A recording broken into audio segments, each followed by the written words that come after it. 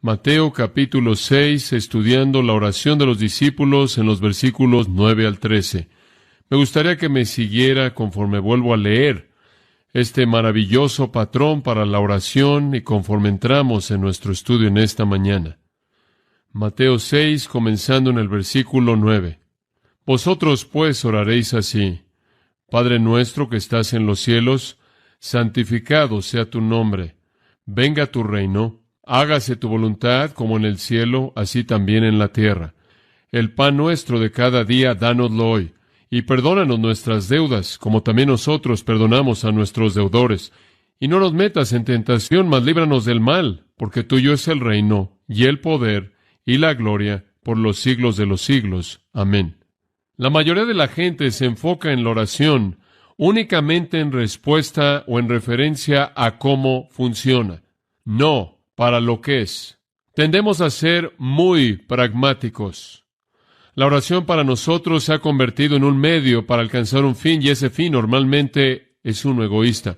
Una persona dijo: los hombres normalmente acumulan sus oraciones como los marineros con sus bombas cuando hay una gotera en el barco.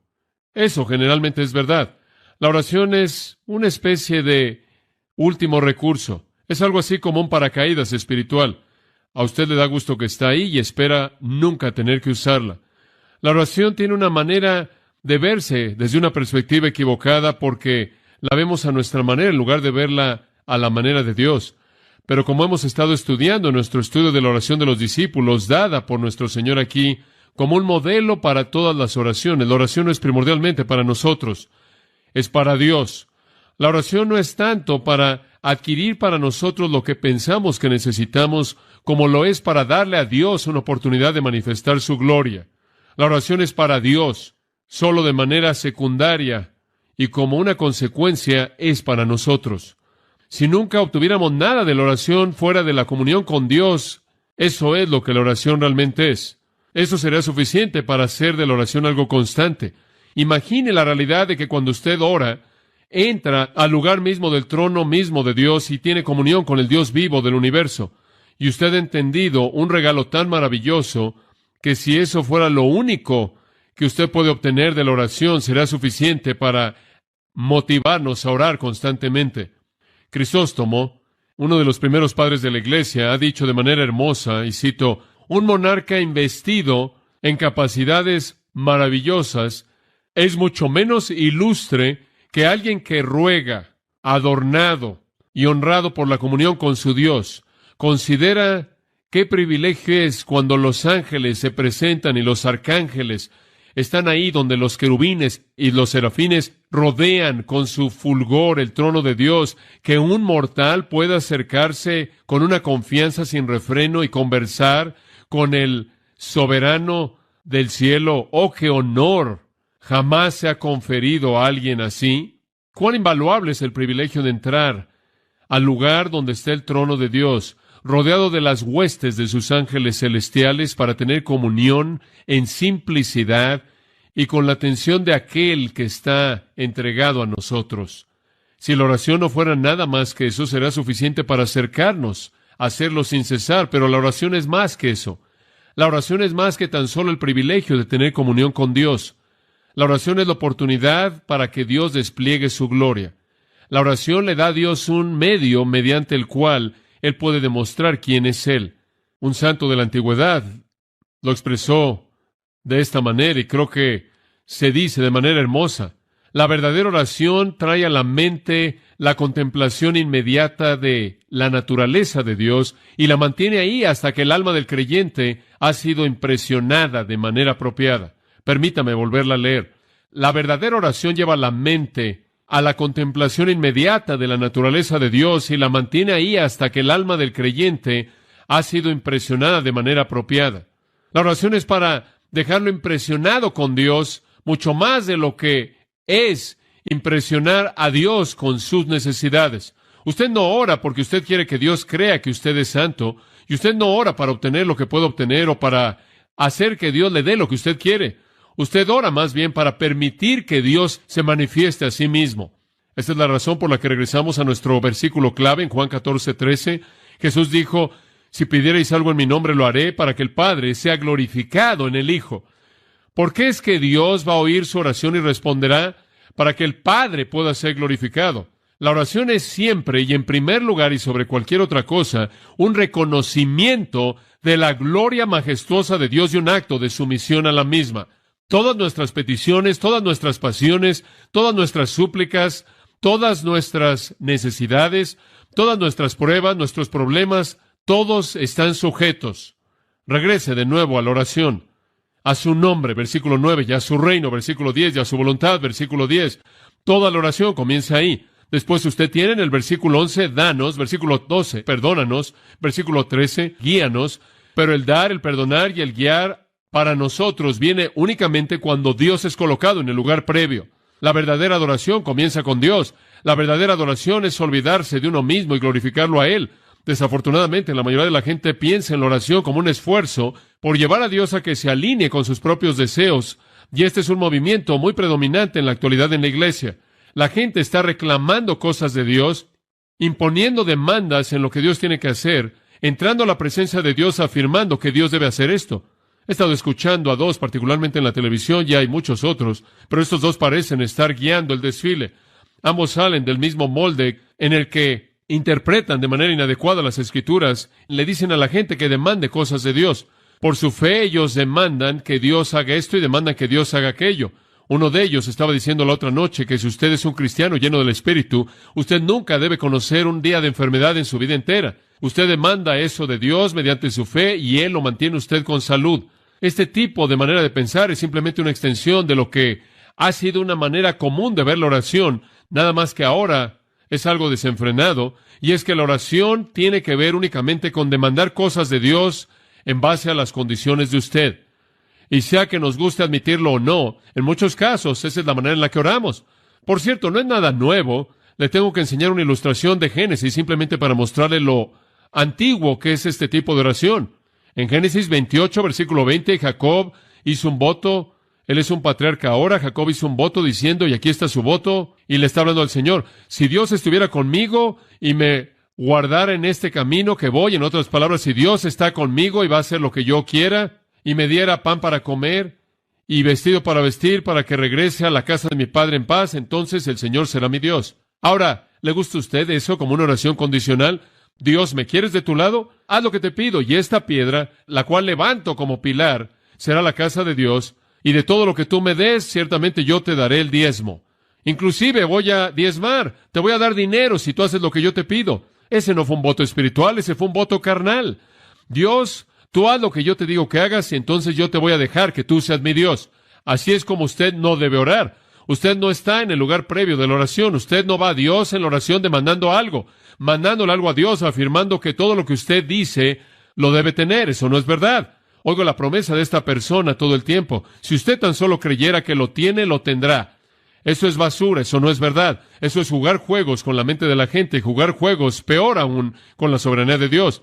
La oración tiene como su propósito la exaltación de Dios, el colocar a Dios en su lugar apropiado, la manifestación de su majestad y su voluntad soberana, y traemos los otros aspectos en línea con ello. La oración es para Dios. Esa es la razón por la que hemos bosquejado la oración de esta manera. Padre nuestro que estás en los cielos, eso es la paternidad de Dios. Santificado sea tu nombre, esa es la prioridad de Dios. Venga tu reino, ese es el programa de Dios. Hágase tu voluntad, ese es el propósito de Dios. El pan nuestro de cada día, esa es la provisión de Dios.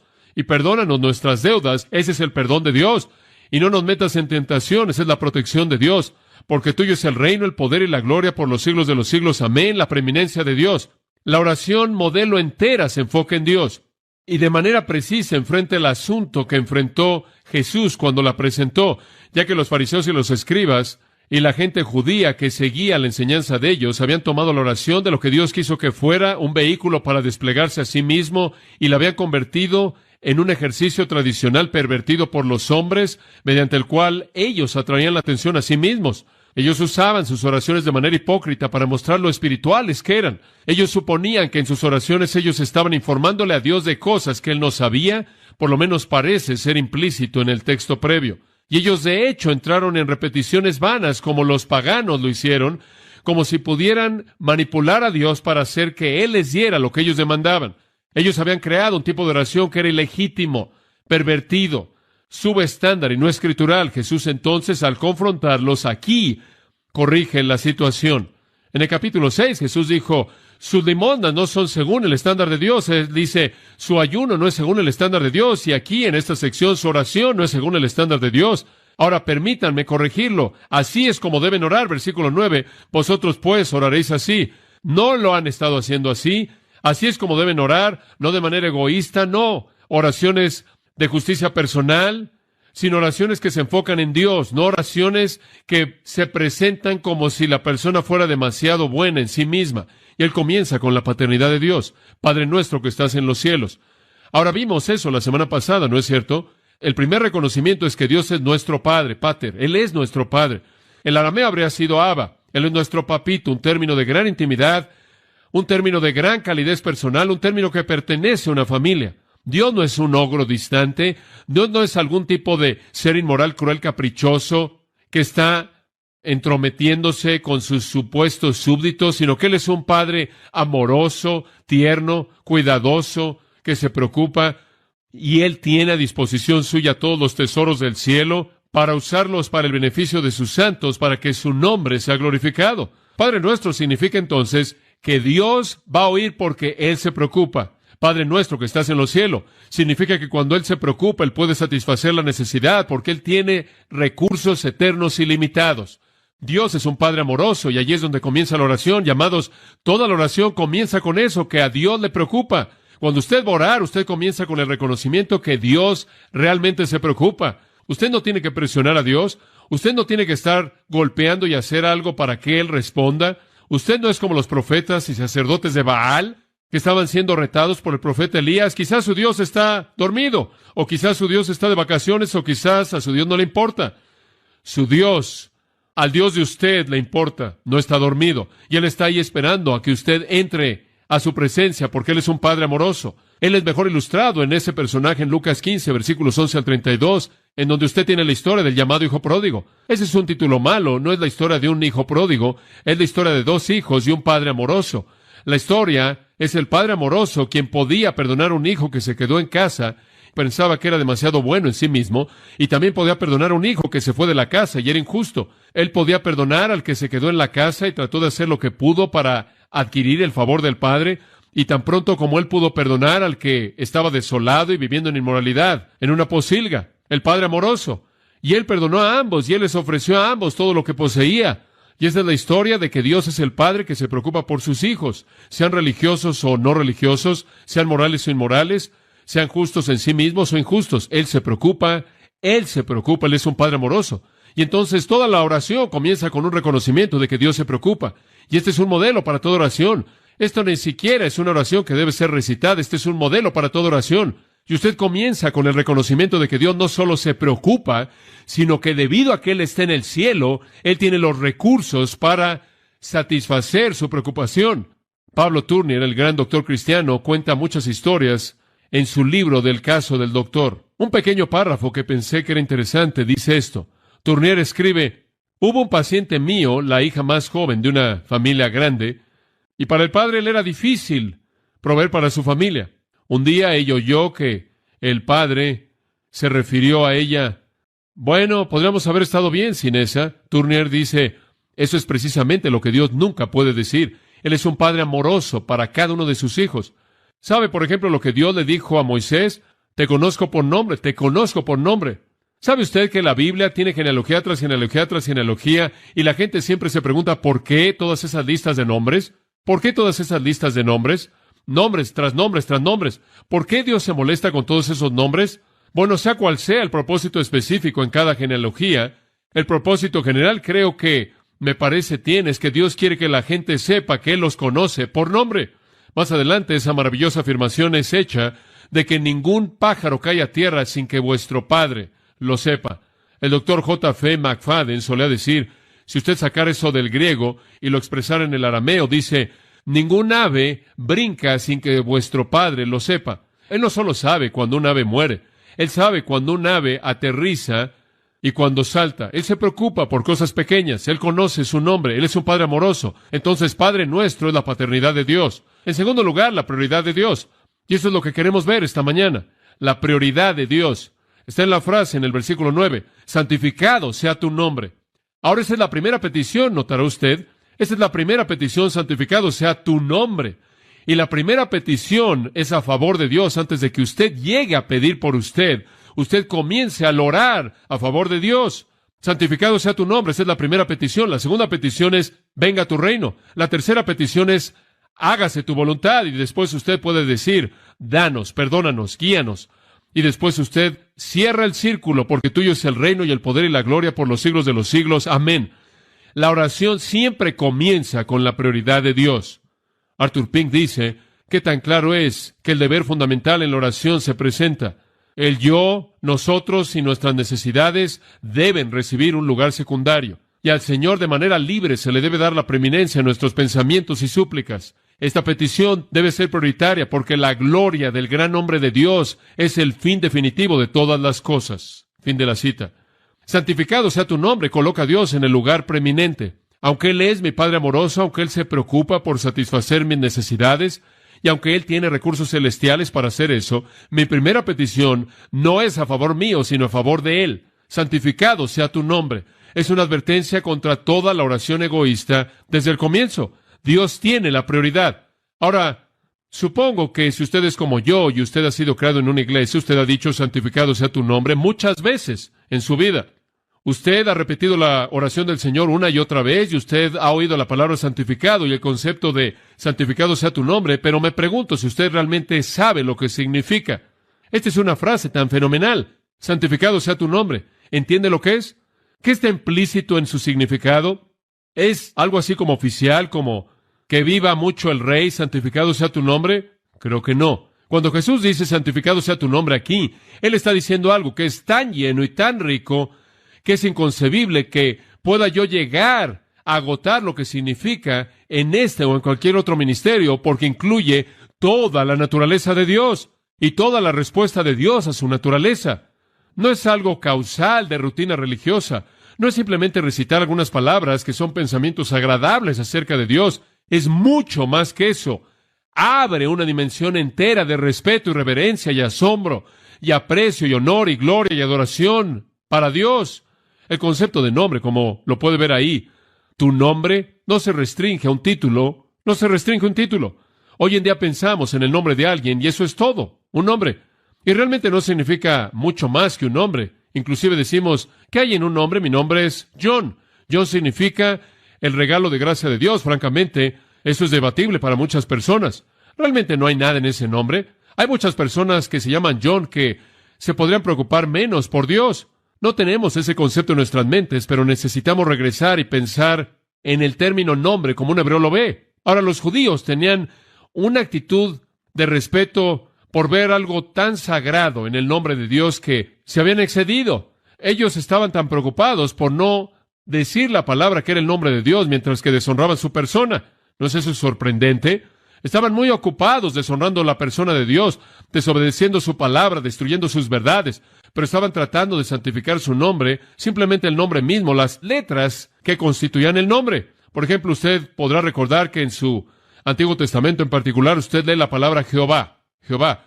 No existe una palabra Jehová en el hebreo, aunque aparece a lo largo del Antiguo Testamento. No existe esa palabra. Dice usted, bueno, ¿de dónde salió? Bueno, el nombre de Dios en Éxodo, Él dijo, yo soy el que soy, es Yahweh. Yahweh. El otro nombre familiar para Dios es Adonai, el cual significa Señor. El Señor Dios, Yahweh, Adonai. Ahora, el judío no quería decir eso.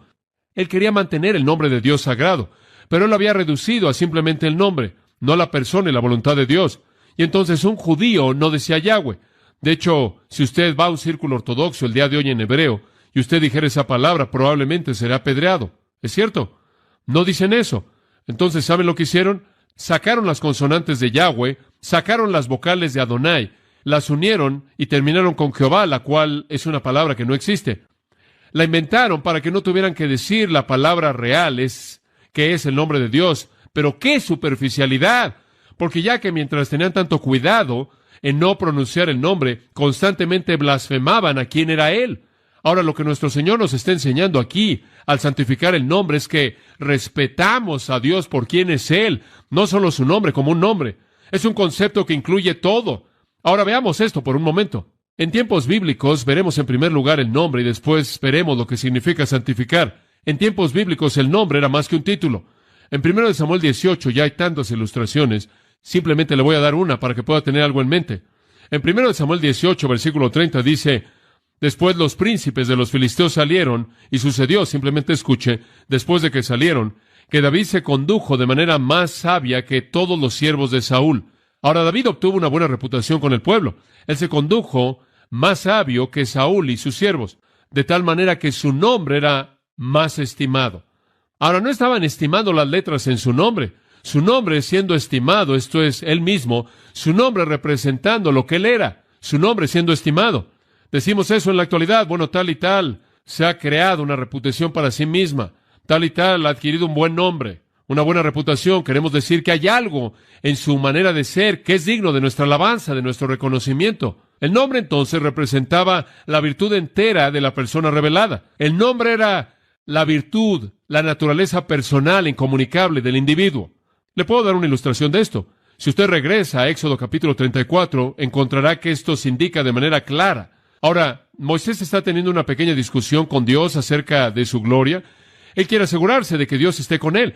Él quiere tener la seguridad de que Dios esté ahí. Y entonces, en el versículo 18 del 33, él dice: muéstrame tu gloria, Dios. No me des un trabajo si no puedo estar aquí sin ti. Y quiero saber que estás aquí al ver de manera visible tu gloria. El Señor dice: muy bien. Ahora le muestra su gloria. Y usted llega al 34:5, Éxodo 34:5. Jehová descendió en la nube y estuvo con él ahí, proclamando el nombre de Jehová. Ahora el Señor desciende y proclama su nombre. ¿Y qué es lo que dijo? Señor, Señor, Señor, Señor, Señor, Señor, una y otra vez. ¿Qué quieres decir que estuvo proclamando el nombre, su nombre? Versículo 6. El Señor pasó frente a él y proclamó, y aquí está ahora, el versículo 5 dijo que él proclamó su nombre. En el versículo 6 dice que proclamó esto. Por lo tanto, sea lo que diga en el versículo 6 es equivalente a su nombre en el versículo 5. Él proclama su nombre aquí. Bueno, observe lo que dice. Jehová, Jehová, Dios, ¿se detiene ahí? No. Misericordioso, piadoso, tardo para la ira, grande en misericordia y verdad, que guarda misericordia a millares, que perdona la iniquidad, la transgresión y el pecado, y que de ninguna manera tendrá al culpable por inocente. Eso significa que Él es un Dios justo, santo, que visita la iniquidad de los padres sobre los hijos. Él es un Dios de juicio y demás. Ahora, ¿entiende el concepto? Dios dice: proclamaré mi nombre. Aquí está mi nombre.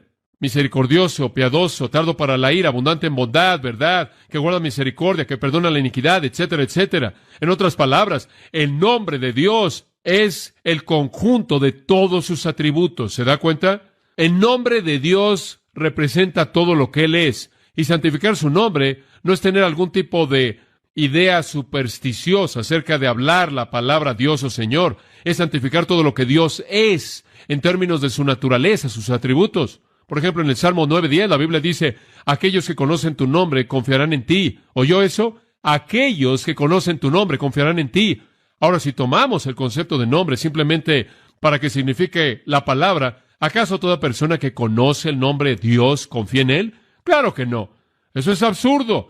Pero aquellos que conocen tu nombre, aquellos que perciben la plenitud, la totalidad de quién eres tú, confían en ti. Escuchen, amados, cuando Dios quita la ceguera y usted ve a Dios por quién es Él, usted confiará en Él. Esa es la esencia de lo que significa el Salmo 9:10. Aquellos que conocen tu nombre confiarán en ti. Aquellos que realmente entienden quién es Dios, su naturaleza, confiarán en Él. Si usted fuera a ver los salmos, usted podría ir de salmo en salmo y rastrar esto a lo largo de los salmos, ser repetido una y otra vez. Por ejemplo, en el Salmo 7:17, alabaré a Jehová según su justicia y cantaré alabanza al nombre del Dios Altísimo. El nombre siendo lo que Él es.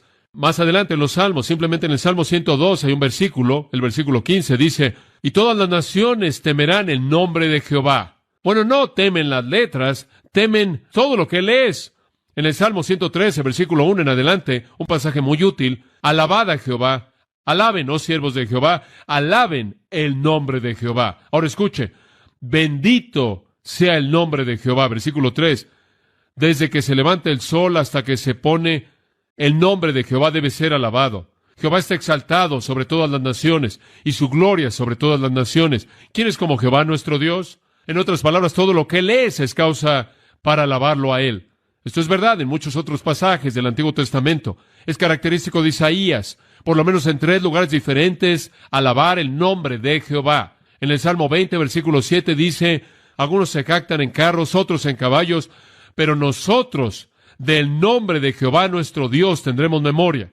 Pero el versículo clave para entender el concepto de nombre es Juan 17:6. Juan 17:6, Jesús dijo, he manifestado tu nombre a los hombres que tú me has dado. Ahora escuche, Jesús dijo, he manifestado tu nombre. ¿Qué quiso decir? He revelado quién eres tú. Juan 1:14, el Verbo se hizo carne y habitó entre nosotros y vimos su gloria. ¿Qué? Gloria del unigénito del Padre, lleno de gracia y de verdad. En otras palabras, Él manifestó a Dios.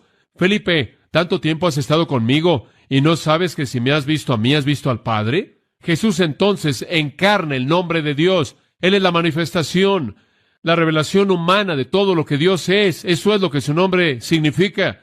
Entonces, un nombre no es un título, un nombre es algo total. Un nombre es la persona entera. Dicho de manera simple, podemos comenzar a orar siguiendo el modelo de esta oración así.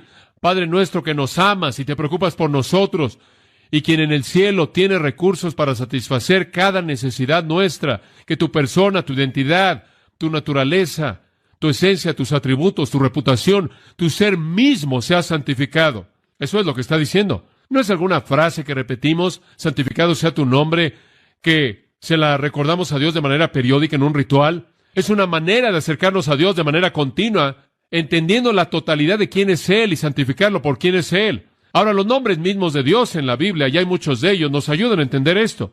Dios tiene tantos nombres diferentes. Cada uno de sus nombres expresan alguna parte de su naturaleza, de quién es Él. Por ejemplo, Dios es una de las primeras palabras en la Biblia llamada Elohim.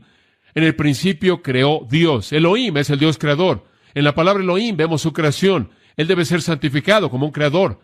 El escritor de la canción lo ha expresado también. Canto del poder asombroso de Dios que hizo que se levantaran las montañas y esparció los mares y edificó los cielos sublimes. Canto de la bondad del Señor que llenó la tierra con comida. Él formó las criaturas con su palabra y después pronunció que eran buenas.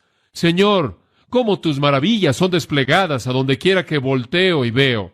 Si veo el suelo que piso o si veo el cielo, las criaturas tan numerosas que son están sujetas a tu cuidado. No hay un lugar al que podamos huir en donde Dios no esté presente ahí. En todos lados, Él es visto como el Creador. La Biblia lo llama el Elyon. En Génesis capítulo 14, versículos 18 y 19 dice, bendito sea Abraham del Dios Altísimo, el Elyon, poseedor del cielo y de la tierra. Él es el Dios creador, Él es el Dios poseedor, Él es el gobernante soberano sobre todo el universo. El Antiguo Testamento lo llama Jehová Jireh, el Señor proveerá. Jehová Nisi, el Señor nuestra bandera. Jehová Rafa, el Señor que sana. Jehová Shalom, el Señor nuestra paz. Jehová Tzidkanu, el Señor nuestra justicia. Jehová Sabaoth, Jehová de los ejércitos. Jehová Shammah, el Señor está cerca, está presente. Jehová Mekodishkem, lo cual significa el Señor que te santifica. Todos estos nombres hablan de sus atributos. La Biblia lo llama usando tantos términos diferentes, mostrando la totalidad de quién es Él. Pero el nombre más grande que Dios jamás usó, el nombre más grande mediante el cual Dios jamás ha sido designado en la historia, es el nombre del Señor Jesucristo, lo cual significa el Señor, Salvador, Rey. Ese es su nombre más grande. Y como el Señor Jesucristo, Él se refirió a sí mismo con muchos otros nombres: el pan de vida, el agua viva, el camino, la verdad, la vida, la resurrección, el buen pastor, la raíz, la estrella de la mañana, el Cordero de Dios y demás y demás. Todos los nombres de Dios tocan diferentes atributos de su persona bendita, majestuosa. De tal manera que cuando hablamos de Dios y su nombre, no estamos hablando de un título, estamos hablando de la totalidad de quién es Él. Conforme usted lee Isaías 9, Hijo nos es dado y llamará su nombre maravilloso, consejero, Dios fuerte, príncipe de paz, Padre eterno. Todas estas son designaciones de su naturaleza. Esta es la razón por la que Romanos 1:5 dice, predicamos el Evangelio para que las naciones puedan creer por causa de su nombre. Tercera de Juan 7 dice, enviamos a predicadores a predicar por causa de su nombre. No solo el título, sino todo lo que Él es. No es sorprendente que el escritor del himno escribió, oh, que pudiera hablar de la dignidad sin paralelos. Oh, que pudieras proclamar las glorias que en mi Salvador brillan. Estaría volando y tocaría las cuerdas celestiales junto con Gabriel, mientras que él canta en notas casi divinas. Cantaría de las virtudes de él y todas las formas de amor que él lleva, exaltado sobre su trono en canciones excelsas de alabanza dulce. Yo cantaría por días eternos, dando a conocer todas sus glorias. Entonces entendemos tu nombre, siendo tan pleno como Dios es en su propio ser. Santificar su nombre es percibirlo en la totalidad de quién es Él. ¿Pero qué significa santificar? ¿Qué significa santificar? Pensamos en la palabra santificar, ¿pero en qué pensamos? Pensamos en algunas paredes con murales, con túnicas largas, con cantos repetitivos, con iglesias a media luz, con música sombria y otras tradiciones. Santificado es una palabra arcaica, debo reconocerlo. Los traductores de las diferentes versiones de la Biblia la han mantenido debido a su familiaridad, pero realmente no creo que ni siquiera entendemos lo que significa santificado. Permítame decirle lo que significa. Viene de un verbo griego, hagiazo. Esa palabra es una palabra muy importante en la Biblia y es usada de manera repetida. La forma del nombre de la palabra es hagios, la cual significa santo. Santificado sea tu nombre. Eso es lo que santificado significa. Ahora, básicamente tiene dos significados que son posibles. Nunca es usada, hasta donde yo sé, en griego secular, pero tiene muchos usos en el griego bíblico y podemos entonces entender su significado de manera muy fácil. Tiene dos ideas básicas. Una, hagiosune o hagios, puede significar hacer de algo ordinario algo extraordinario. Hacer de algo común algo no común, al llevarlo, al hacer que esté en contacto con algo extraordinario y fuera de lo común. Ahora ese es su uso en 1 Pedro 1:16, en donde Pedro le dice a usted y a mí, sed santos. ¿Qué significa eso? Significa que somos impíos, no somos santos para comenzar, pero al estar en contacto con el que es santo podemos ser hechos santos. Entonces, hagios significa tomar algo impío, algo que no es santo, y hacerlo santo al colocarlo en contacto con aquello que es santo. Ese es su primer significado. ¿Es ese su significado en este pasaje? ¿Estamos haciendo a Dios santo cuando estamos orando? ¿Estamos diciendo, ahora Dios, sé que tú eres impío, no eres santo, sé que tú eres común, ordinario, pero mediante esta oración quiero que tú seas hecho santo? No, ese no es su uso aquí. Hay una segunda manera en la que es usada en la Biblia, muchas veces de esta manera, de hecho más veces, y esa es usada en referencia a tratar algo o a alguien como sagrado, a tener a algo o a ver algo o a alguien como apartado y santo, considerar a alguien como separado. En otras palabras, en el caso de los hombres, es hacer algo santo. En el caso de Dios, es considerarlo como santo. Cuando usted dice, santo sea tu nombre, usted no está diciendo lo mismo como cuando yo le digo a usted, sed santo, ¿verdad? Yo le estoy diciendo, alinea tu vida con Dios y que la justicia de Él se vuelva tuya. Pero cuando yo le digo a Dios, santo sea tu nombre, yo estoy diciendo que tu nombre sea considerado y sea manifestado como santo, y así es como es usado aquí. No hacemos que Dios sea santo, simplemente hacemos la petición que Él sea reverenciado y considerado como santo. Ahora, la idea básica de hagias o hagios es muy simple. ¿Qué significa ser santo? Decimos, santificado sea tu nombre, decimos, santo es tu nombre. ¿Cuál es la diferencia? Bueno, la idea de santo es diferente. Significa ser diferente. Ahora, no todo el mundo es diferente, quien es santo, pero toda persona que es santa es diferente. ¿Entiende eso? Muy bien. Muchas personas diferentes no son santas, pero muchas personas santas son diferentes. La idea básica es diferente. Significa una esfera diferente, una cualidad diferente de ser. Esa es la razón por la que Dios es llamado el Santo. Él está en una esfera diferente. Él tiene una cualidad diferente de ser que nuestra vida. Es usada, por ejemplo, en Éxodo 20, versículo 8, en donde dice, acuérdate del día de reposo para santificarlo. ¿Qué quiere decir eso? El día de reposo deberá ser diferente de cualquier otro día. Debe haber un día diferente de los otros. En Levítico 21:8 nos dice que los sacerdotes debían ser santos. Debían ser diferentes de los otros hombres. Debían ser apartados para servir a Dios. Santo significa ser apartado, ser diferente, tener otra esfera de vida, existir en otra cualidad de ser. Eso básicamente es lo que significa ser santo. Dios vive en otra esfera. Dios existe en un nivel diferente. Dios está separado de nosotros. Dios es fuera de lo común, extraordinario. No es terrenal, está apartado de los pecadores, es santo, no contaminado, dice la Biblia. Él es santo, apartado de nosotros. Ahora, a partir de esto viene la idea de reverencia. Cuando oramos esta primera petición, estamos diciendo, debemos hablarle a Dios en términos de reverencia. Que tu persona sea reverenciada. Es lo que estamos diciendo. Permítame darle una ilustración. Regrese en su Biblia a Números, el cuarto libro en la Biblia, Números capítulo 20. Y esta es una ilustración muy útil para que usted pueda ver esto. En Números 20 encontramos que los hijos de Israel están en el desierto y tienen mucha sed y no hay nada de agua. Versículo 2, no había agua para la congregación, entonces se reunieron en contra de Moisés y Aarón. Noten que inmediatamente estaban en contra de sus líderes. Los culparon por su falta de agua. Y la gente discutió con Moisés y hablaron diciendo, hubiéramos preferido morir cuando nuestros hermanos murieron delante de Jehová.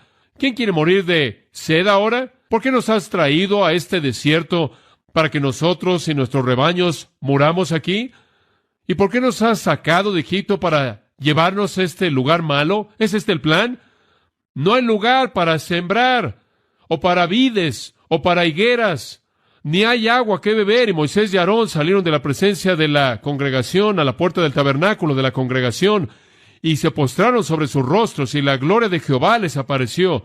Y Jehová habló a Moisés diciendo, toma tu vara, y congrega al pueblo, tú y tu hermano Aarón, y háblale a la roca ante los ojos de ellos, y darás su agua. Y les darás agua de la roca, y le darás a ellos y a sus animales de beber. Ahora Dios dijo a Moisés, tú simplemente haz que esa roca llegue a esa roca al lado, y háblale, y yo voy a hacer que produzca agua. Bueno, versículo 9, Moisés tomó la vara de delante de Jehová, como él le mandó, y Moisés y Aarón congregaron a la gente, al pueblo, delante de la roca, y él les dijo, oíd ahora, rebeldes, ¿debemos sacarles agua de esta roca? Y Moisés sacó su mano, y con su mano le pegó 2 veces a la roca. ¿Qué le dijo Dios que hiciera? ¡Habla! ¿Qué está haciendo aquí? Él está pegándole 2 veces a la roca. Y por cierto, Dios no hizo que toda la congregación pagara por el pecado de Moisés. Entonces salió agua abundantemente, y la congregación bebió, y las bestias también. Y Jehová habló a Moisés y Aarón, escuchen esto, porque no creísteis en mí para santificarme. Esa es la misma palabra en la Septuaginta, hagiazo, para verme como el que debe ser reverenciado, para ser honrado, glorificado, apartado, ser obedecido. Debido a que no hiciste esto, a los ojos de los hijos de Israel, no meterás a esta congregación a la tierra que yo les he dado. Y usted sabe que él nunca entró a la tierra prometida debido a que él golpeó esa roca. Escuche, Moisés estaba diciendo, bueno, no sé, la última vez que esto se hizo le pegué a la roca. No sé si Dios lo puede hacer, si no le pego. Y Moisés también quería afirmar en las mentes de la gente que él era el héroe. Y entonces simplemente al hablarle a la roca glorificaría a Dios. Moisés pensó, bueno, le pego unas cuantas veces y van a asociar el poder con su vara y su brazo derecho. Él estaba robándole la gloria a Dios. Él estaba desobedeciendo el mandato de Dios. Él no estaba reverenciando a Dios. Dice en el versículo 12, él no santificó a Dios. Él no reverenció a Dios. Él no le dio a Dios la honra debida a su nombre por la incredulidad de Moisés, su desobediencia y su reverencia. Santificar el nombre de Dios, ¿qué significa? Reverenciar, el ser sin paralelos de Dios, de tal manera que usted cree lo que Él dice, de tal manera que usted obedece lo que Él dice. Crisóstomo dijo que la palabra santificar es equivalente a doxasien, la cual significa glorificar y honrar. Orígenes dijo que es equivalente a jupsó, lo cual significa exaltar o levantar en alto. Otros dijeron que es equivalente a eulogien, lo cual significa bendecir o alabar. En otras palabras, es exaltar a Dios. Juan Calvino lo expresó de esta manera, que el nombre de Dios deba ser santificado, es decir, que Dios deba tener su propia honra de la cual Él es tan digno. Que los hombres nunca piensen o hablen de Él sin la veneración más grande. Fin de la cita. Ahora, ¿entiende usted el concepto? Santificar el nombre de Dios, ver su nombre como todo lo que Él es y ser reverente en su presencia. Ahora, creo que esto viene después de Padre Nuestro porque es una protección contra algo. Demasiada Padre Nuestro, demasiado Abba, demasiado Papito se convierte en sentimentalismo. Y arrastramos a Dios al suelo y hacemos que Dios sea un amiguito muy amable, y hemos metido eso en el cristianismo estadounidense al punto en el que es un verdadero problema.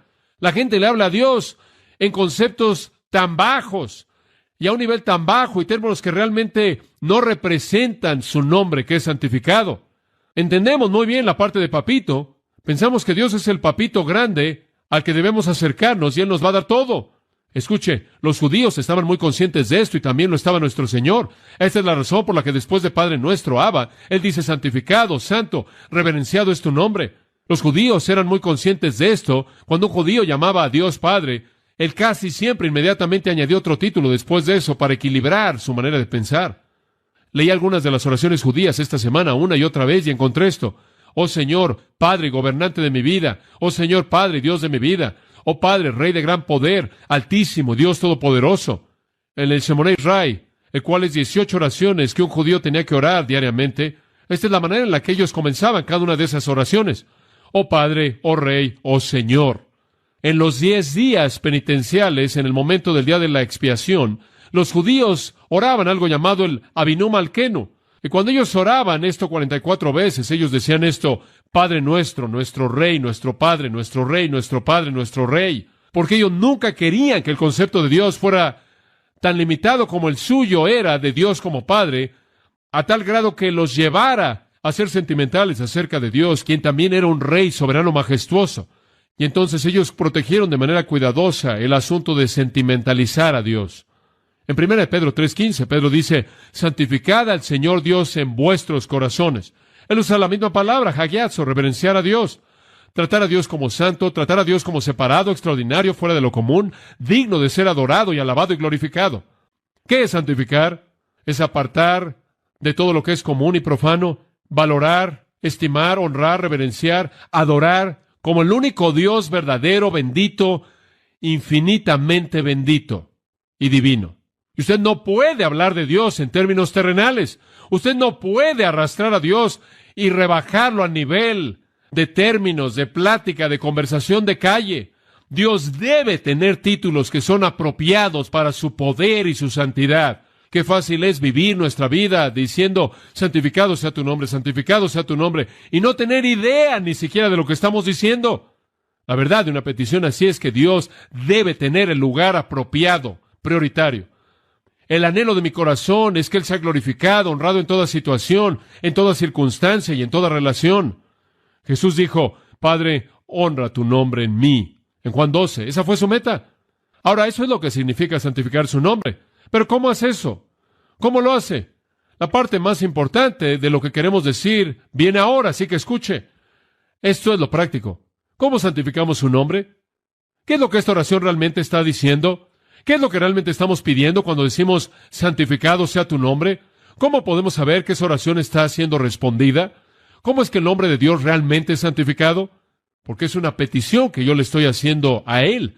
Dios, deja que tu nombre sea santificado. Y la implicación es a través de mí. Que tu nombre sea santificado en mi nombre. Que tu nombre sea santificado en mi vida. Que tu nombre sea hecho santo en mi vida, en mi presencia. ¿Cómo? ¿Acaso solo estamos diciendo no uses su nombre en vano? Eso, pero no solo eso. ¿Acaso estamos diciendo asegúrate que en tu liturgia digas, en tus oraciones, en tus actos de adoración, asegúrase de que digas santificado sea tu nombre? No. Aunque no está mal decir eso. Ese no es el punto. ¿Cómo es que realmente usted reverencia el nombre de Dios? ¿Cómo es que Dios puede ser santificado en mi vida? Le voy a dar 4 puntos y quiero que siga la progresión. Número 1, santificamos su nombre cuando creemos que Él existe. Santificamos su nombre cuando creemos que Él existe. Hebreos 11:6 dice que el que viene a Dios debe creer que le hay. Usted nunca puede honrar a Dios. Usted nunca puede exaltar a Dios a menos de que crea que Dios existe. Ahí es donde todo comienza. Y por cierto, las Escrituras nunca tratan de probar eso. ¿Sabe por qué? Porque Dios es evidente en sí mismo. Él es evidente en sí mismo. Dios es axiomático. Un axioma es algo que no necesita ser probado. Un axioma hace un contraste con todas las cosas que son probadas. Dios es un axioma en la Biblia. Dios nunca es probado. Todo lo demás es probado en relación con Dios. Dios es el axioma. Dios es evidente en sí mismo. Los escritores de la Biblia nunca buscan probar, simplemente lo creen. Y usted nunca santificará a Dios hasta que crea que Él es. Sir James Jeans, el astrónomo, dijo: ningún astrónomo jamás podrá ser un ateo. Kant, el filósofo, quien tuvo muchos conceptos extraños, por lo menos tuvo esto correcto.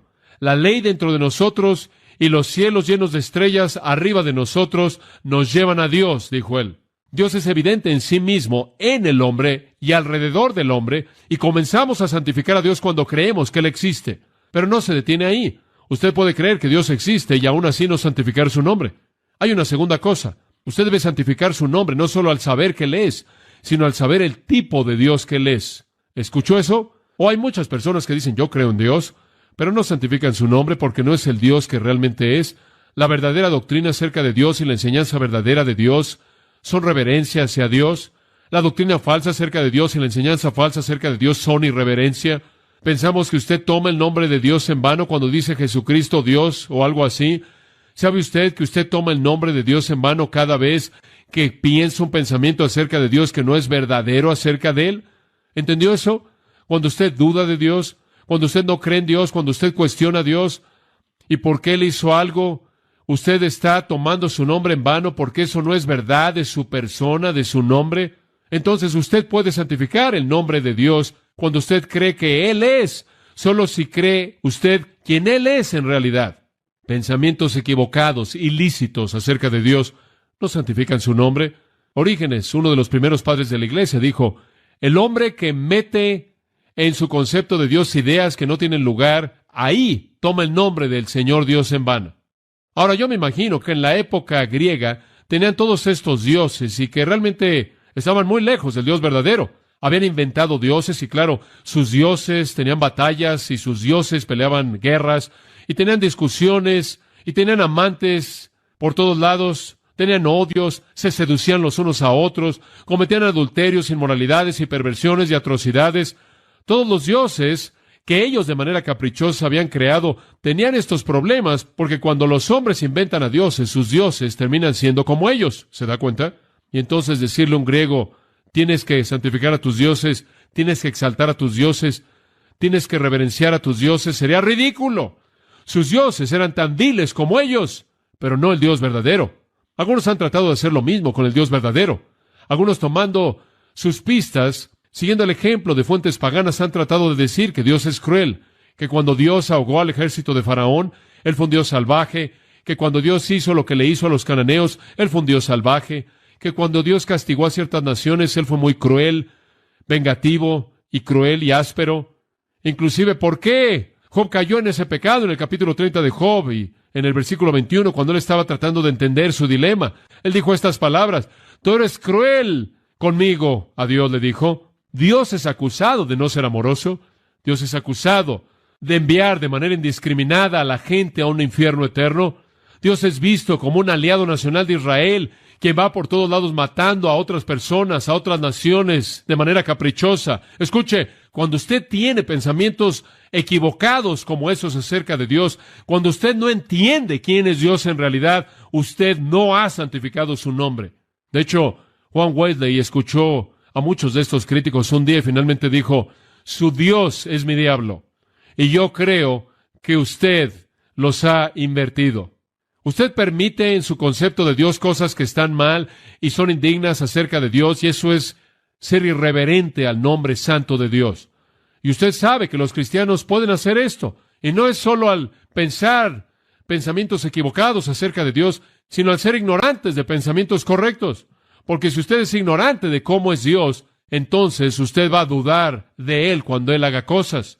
Usted va a cuestionarlo cuando Él haga cosas. Usted no va a confiar en Él. Usted va a ser desobediente y usted va a hacer que otros se alejen de Dios, y en todo eso usted está siendo irreverente hacia Dios. Para santificar su nombre, usted debe creer que Dios es. Usted debe estar consciente de que Él es y quién es. Pero ¿quiere saber algo? Aun cuando usted cree que Dios es, y aun cuando usted cree que Él es quien es, usted aún así podría no reverenciar a Dios. Porque hay muchas personas que creen y muchas personas que tienen una teología correcta, pero no santifican a Dios. Hay un tercer punto. Santificamos su nombre, escuche, cuando estamos conscientes constantemente de su presencia, sabiendo que Él es y sabiendo quién es Él, y trayendo eso en la conciencia de tal manera que vivimos diariamente, cada día de nuestra vida, dándole lugar a Dios, es santificar su nombre. En el Salmo 16:8, David lo dijo, a Jehová he puesto siempre delante de mí. Veo todo a través de Dios. Dios es mi visión. Esa es la clave. ¿Qué hay acerca de usted? Reverenciar a Dios es vivir en su conciencia. Para la mayoría de nosotros, nuestros pensamientos de Dios son como espasmos. ¿Estará de acuerdo con eso? Algunas veces muy intensos, algunas veces totalmente ausentes, algunos días, algunas veces como en este momento, Pensamos acerca de Dios mucho. Y usted sale del servicio y piensa de Dios por un rato. Y después pasa un largo periodo de tiempo, quizás una semana, y piensa muy poco acerca de Dios. Son como espasmos. Pero santificar realmente su nombre es tener pensamientos conscientes de Dios en toda situación diaria, en toda acción, en todo momento, en toda palabra diaria. ¿Ve a Dios en todos lados? ¿Santifica su nombre en su vida? ¿Acaso usted está consciente de manera constante en todo lo que hace, todo lo que dice, a donde quiera que va? ¿Ve usted a Dios manifestándose? Uno de los poetas devocionales modernos es Henry Ernest Hardy, y él escribió esto llamado La belleza mística. Él toca la idea, y cito: «Oh, la ciudad de Londres tiene muchos estados de ánimo, y en medio de sus muchas personas hay muchos santos. Y arriba y abajo de sus calles, si uno tiene ojos para ver, uno encuentra cosas que un pintor pinta. He visto un callejón bañado de azul, como el alma que Whistler conoció. Una luz ámbar, en donde una tienda que vende pescado frito se encuentra. Una nota perfecta de color está ahí. Oh, fue exquisito. Una vez me encontré el parque de St. James, entre la puesta del sol y la oscuridad, y oh, el misterio del gris y el verde y el violeta. Nunca olvidaré esa armonía en la tarde. Yo creo que Dios está ahí. Si la belleza irrumpe en cualquier lugar, y los pies más benditos de Dios que pisaron en una ocasión el camino más difícil, quien vino como hombre para mostrarnos que Dios todavía camina por la calle». Fin de la cita. El parque de St. James, una tienda de pescados, un callejón, una luz ámbar. Él ve a Dios. Conciencia de Dios, no en espasmos, sino constante. No, santificar a Dios significa que debemos creer que Él es, que debemos creer que Él es quien es Él, y que debemos estar constantemente conscientes de su presencia. Pero ¿sabe una cosa? Usted podría hacer esas tres cosas y aún así no reverenciar a Dios si no hiciera una cuarta. Y aquí viene. ¿Está lista? La final. Santificamos el nombre de Dios cuando vivimos una vida de obediencia a Él. Esa es la clave final. Usted no puede llegar a la totalidad de santificar su nombre a menos de que lo obedezca. Dice usted: «Oh, sí, yo creo que tú eres. Yo creo que tú eres quien la Biblia dice que eres». «Oh, sí, Dios, yo estoy consciente de tu presencia en mi vida». Y después de desobedecer, lo incapacita a usted de poder reverenciar su nombre. Como puede ver, la oración no es solo que el nombre de Dios debe ser santificado en el cielo. No es solo que el nombre de Dios debe ser santificado en todo el mundo. Es que el nombre de Dios debe ser santificado en mí. Aquí está, entiéndalo. Esta es la oración que dice: «Dios, que yo sea un medio, un vehículo para tu santidad». Allí es donde comienza la oración. Antes de que usted comience a pedir lo que quiere recibir, usted necesita pedir lo que usted debe ser. ¿Se da cuenta? El catecismo de Lutero. La pregunta se hizo: ¿cómo es que el nombre de Dios es santificado entre nosotros? La respuesta: cuando tanto nuestra doctrina y nuestra vida son verdaderamente cristianas. Cuando usted tiene los pensamientos correctos acerca de Dios, y cuando usted hace las obras correctas de Dios, usted está santificando su nombre. La primera parte de esta oración es: «Dios, enséñame la verdad y ayúdame a vivirla». Santificado sea tu nombre. Significa: en mí, Dios, manifiesta tu santidad mediante mi conocimiento correcto de quién eres tú y mediante mi vida correcta en respuesta a ello. Esa es la razón por la que 1 Corintios 10:31 dice: «Si pues coméis o bebéis o hacéis otra cosa, hacedlo todo para la gloria de Dios». Así es como debemos vivir. Mateo 5:16, ya lo dije: «Así brille vuestra luz delante de los hombres, para que vean vuestras buenas obras y glorifiquen a vuestro Padre que está en los cielos». Santificado sea tu nombre significa: Dios, despliégate a través de mí. Que la luz brille a través de mí para que puedan glorificarte a ti. ¿Cómo hace eso? ¿Cómo obedece usted de esa manera? ¿Cómo es que realmente permite que Dios sea manifiesto? Al vivir en obediencia a su palabra. La Biblia dice que glorificamos a Dios al confesarlo como Señor, lo glorificamos al confesar pecado, lo glorificamos por la fe, lo glorificamos al dar fruto, glorificamos a Dios mediante la alabanza, glorificamos a Dios al estar satisfechos, lo glorificamos al proclamar su verdad, glorificamos a Dios mediante evangelismo, glorificamos a Dios mediante pureza sexual física, 1 Corintios 6, glorificamos a Dios mediante la unidad. Y sigue, todas las maneras en las que podemos demostrar la majestad y la gloria de Dios para que otros, al vernos, lleguen al juicio correcto acerca de quién es Dios y sean atraídos a Él.